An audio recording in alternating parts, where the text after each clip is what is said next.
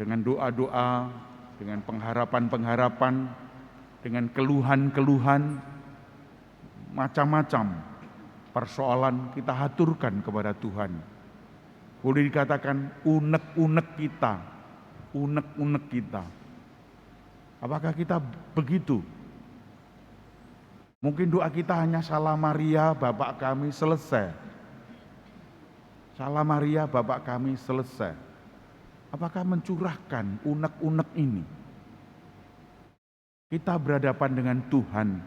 Bukankah Tuhan adalah Roh yang menghidupkan kita, Roh yang membuat diri kita mau berdoa kepada Tuhan.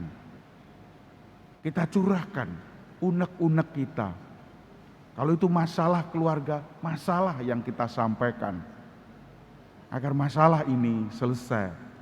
Kalau kegembiraan itulah yang kita sampaikan. Oleh karena itu Bapak Ibu, kita harus tekun, kita harus tak jemu-jemunya berharap kepada Tuhan. Karena hanya Tuhanlah yang empunya permohonan-permohonan, yang mampu memberikan pengabulan atas doa-doa kita. Apa yang diaturkan dalam Injil hari ini, hakim yang tidak takut pada Allah, tidak takut pada siapapun, karena disusahkan. Janda ini menyusahkan terus menerus.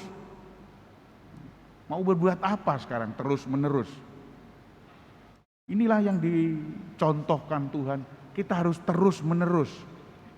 Terus menerus artinya setiap hari harus berdoa. Apakah Bapak Ibu setiap hari berdoa? Inilah persoalannya.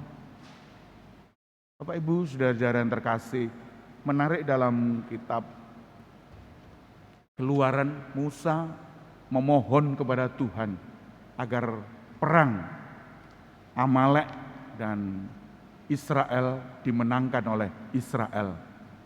Karena dia memohon. Kalau tangannya ke atas memohon, ini kekuatan ada pada Israel. Dan Amalek dikalahkan. Tapi lama-lama kecapean, maka melorot, lemes. Maka itulah Amalek menang. Tapi Harun dan Hur tahu akan hal itu, harus ditopang terus. Musa disuruh duduk dan dia ditopang. Maka akhirnya menanglah Israel karena permohonan Musa.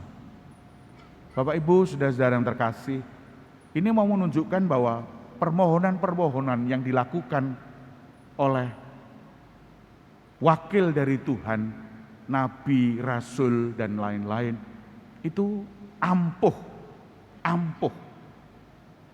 Percaya atau tidak, inilah buktinya, ampuh.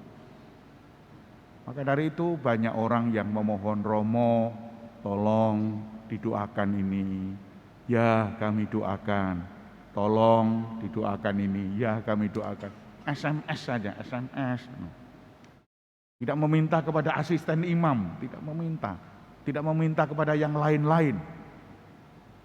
Tapi saya menyatakan bahwa sebetulnya asisten imam juga resmi dilantik oleh uskup dan diberkati oleh mereka, oleh uskup. Maka boleh asisten imam dimintai untuk doa. Tolong Bapak ini doakan ini. Tolong Bapak doakan ini. Juga manjur uskup, romo, imam, dan juga asisten imam, diakon calon imam, itu manjur. Oleh karena itu Bapak Ibu, inilah wakil-wakil Tuhan untuk memohonkan berkat-berkat kepada Allah. Oleh karena itu Bapak Ibu, kita tidak berhenti di sini saja. Kita harus menggelinding, terus menerus melakukan perbuatan-perbuatan kasih. Doa hanyalah inspirasi, hanyalah menyan eh, membumbung naik ke hadiratnya, tetapi isinya adalah karya-karya kasih kita.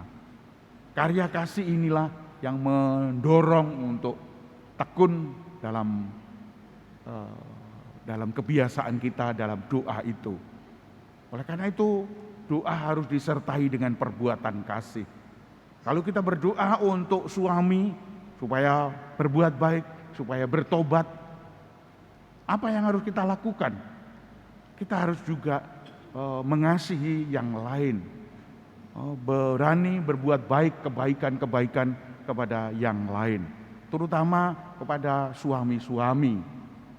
Pada suami-suami berbuat baik, atau juga kepada istri, kepada anak-anak, dan itu semua karya-karya kasih. Tidak berhenti berdoa itu, tapi harus lalu melakukan sesuatu karya-karya kasih.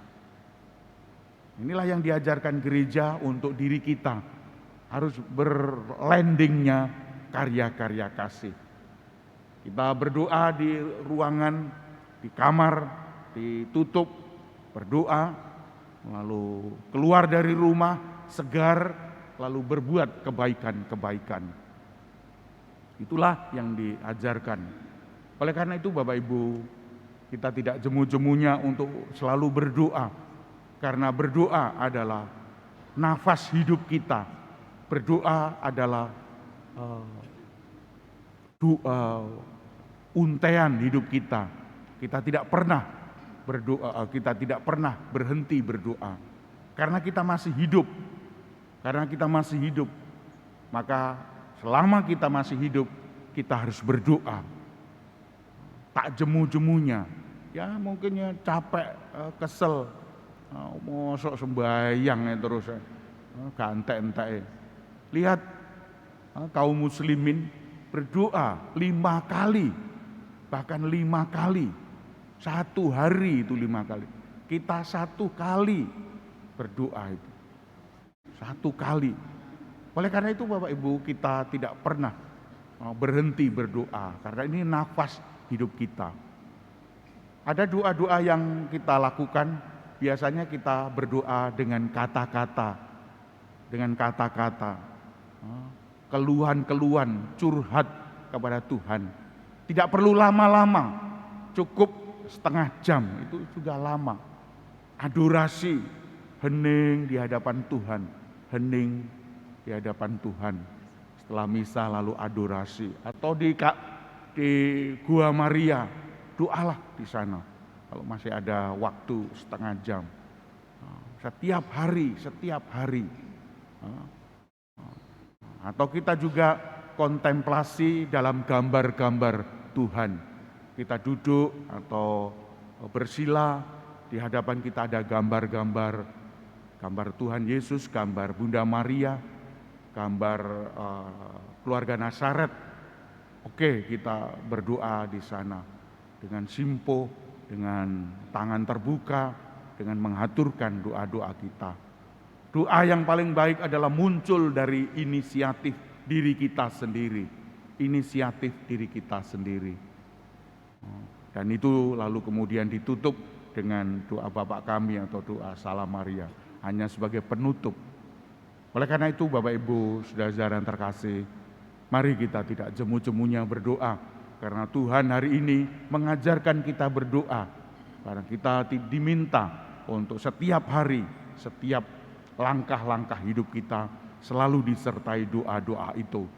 Dengan doa dan karya kita, maka lengkaplah sudah dengan karya-karya kita sehari-hari dibalut dengan perbuatan kasih, dengan perbuatan yang saleh. Mari kita hening sejenak, kita mohon kekuatan Tuhan.